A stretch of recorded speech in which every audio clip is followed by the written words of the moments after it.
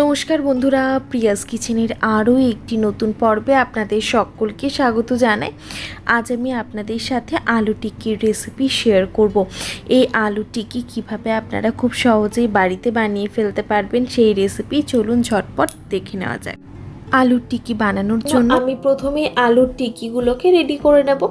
যার জন্য দেখুন এখানে নিয়েছি একটা মিক্সিং বোল, তার মধ্যে দিয়ে দিয়েছি 250 গ্রাম সেদ্ধ করে রাখা আলুটা সেদ্ধ করে মেখে রেখেছি। তার মধ্যে দিয়ে দিচ্ছি স্বাদ অনুযায়ী লবণ, সামান্য একটু বিট লবণ, 1 চামচ মতো সুজি, 1/4 চামচ ভাজা মশলা, এর মধ্যে আছে ধনে, জিরে আর শুকনো লঙ্কা যেটা ড্রাই রোস্ট করে গুঁড়ো করে রেখেছিলাম। তারপর দিয়ে দিচ্ছি ভাজা জিরের গুঁড়ো 1/2 চামচ মতো আর 2 চামচ মতো কর্নফ্লাওয়ার আর একটা মাঝারি সাইজের লেবুর রস, তার সাথে কিছুটা পরিমাণে লঙ্কা কুচোনো আর একটু ধনেপাতা কুচি।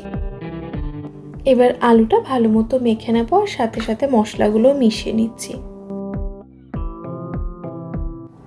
আলু তো মাখা হয়ে গেছে, এবার আমি টিকিগুলো শেপ দিয়ে নেব। তাই জন্য আমি 2 হাতের তালুতে এরকমভাবে একটু রিফাইন তেল মেখে নিলাম, যাতে আলুটা হাতে টিকিটা বানানোর সময় কোনো অসুবিধা না হয়। তারপর দেখুন এরকমভাবে কিছুটা পরিমাণে নিয়ে একটু গোল করে তারপর 2 হাতের সাহায্যে একটুখানি চ্যাপটা করে এরকমভাবে একটু গোল আমি শেপেই করলাম। আপনাদের যেরকম ইচ্ছে সেই রকমই আপনারা শেপ দিতে পারেন। বাস হয়ে গেল। এবার এটা থালার মধ্যে আমি রেখে দেবো। এরকমভাবে আমি বাকিগুলো বানিয়ে নেব।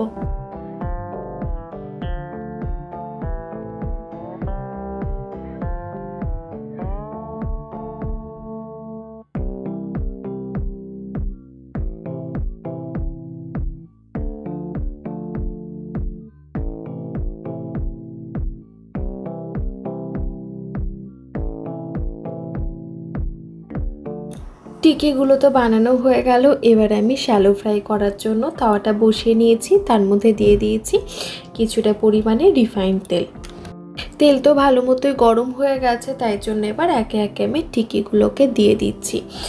এই সময় আমি গ্যাসের ফ্লেমটা লো টু মিডিয়ামে রাখবো আর এক একটা দিক আমি 5 মিনিট করে ভেজে নেব। মোটামুটি ধরুন ওই 5 মিনিট বা 5 থেকে 7 মিনিট ভাজলেই হবে।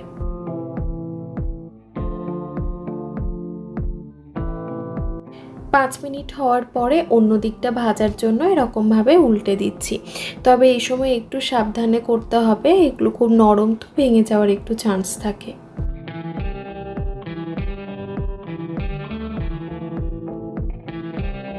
দেখুন আলু টিক্কির কালারটা কিন্তু বেশ ভালো চলে এসেছে, এটাই পারফেক্ট। এর থেকে বেশি ডার্ক হলে কিন্তু খুব একটা ভালো লাগে না, আর তখন আরও বেশি শক্ত হয়ে যাবে। এটা বেশি শক্তও না আবার নরমও না।